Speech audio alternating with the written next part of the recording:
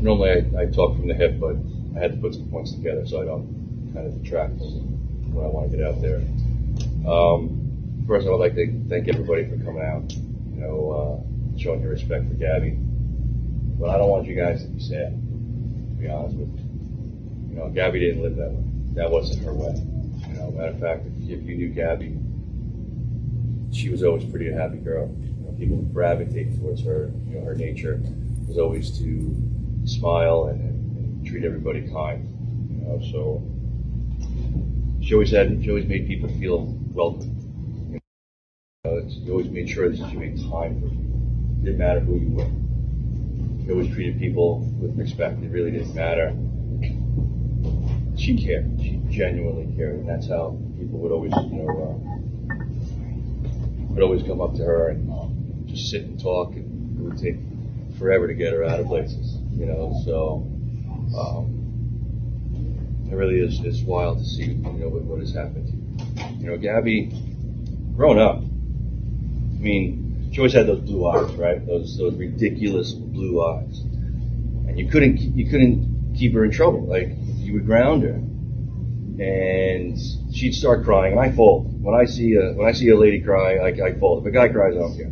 But if I see a female cry, especially my daughter, I fold like a deck of cards. It's bad.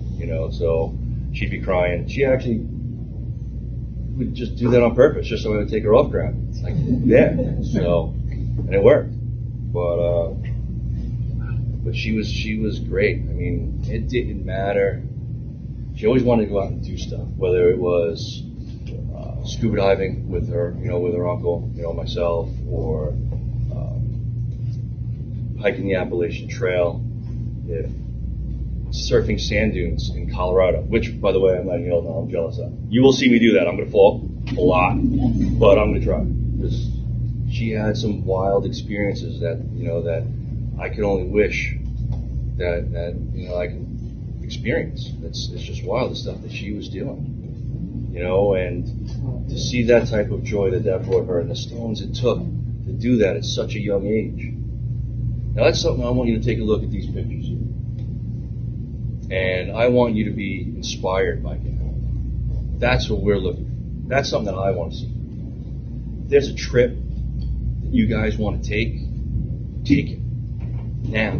Do it now while you got the time. If there's a relationship that you're in that might not be the best thing for you, leave it now. We've got more emails of men and women doing that, taking care of themselves first. Take care of themselves first. And watching that happen and seeing that type of inspiration. An email we got from a young lady that her child, who was 11 years old, wants to travel the country like Gabby did in a van. And she's making her parents take her to the I forgot the Golden Arches. I guess. Arches National. Arches, there it is. And so it's just wild stuff that she's inspired people to do.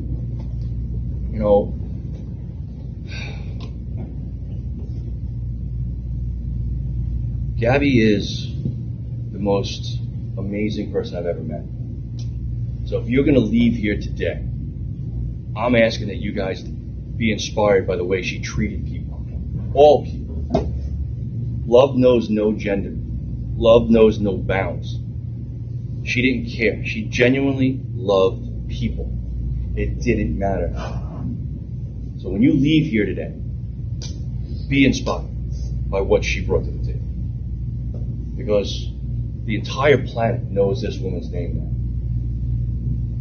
now. And she's inspired a lot of women and a lot of men to do what's best for them first. Put yourself first. And do it now while you have the time. I couldn't be more proud as a father. So, best, just to be clear, Gabby had 4 parents. They weren't step parents. She had 4 parents that genuinely loved her as if she was her own. And this man is one.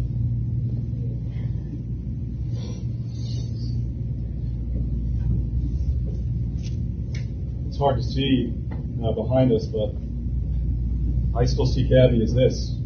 The world sees this. But like Joe said, this is what I see. This is when I got to be blessed to know Gabby. You all got to see our extended family, the Firehouse family, come through here, and that's what we do. We do funerals, unfortunately, and we're good at it. I've done them throughout my career. I've written eulogies. I've planned these funerals. And not one of them could ever have planned or prepared me for this moment. My grandmother told me that she's going to be 100 next month when we buried my mom earlier this year. Parents aren't supposed to bury their children. This is not how life is supposed to work. But it is an unfortunate reality. I spent a good portion of my life working and trying to earn money to provide for our family and our kids to give them the best life. And Gabby, at 22 years old, helped teach me that you can always make money, but you can't make up for lost time.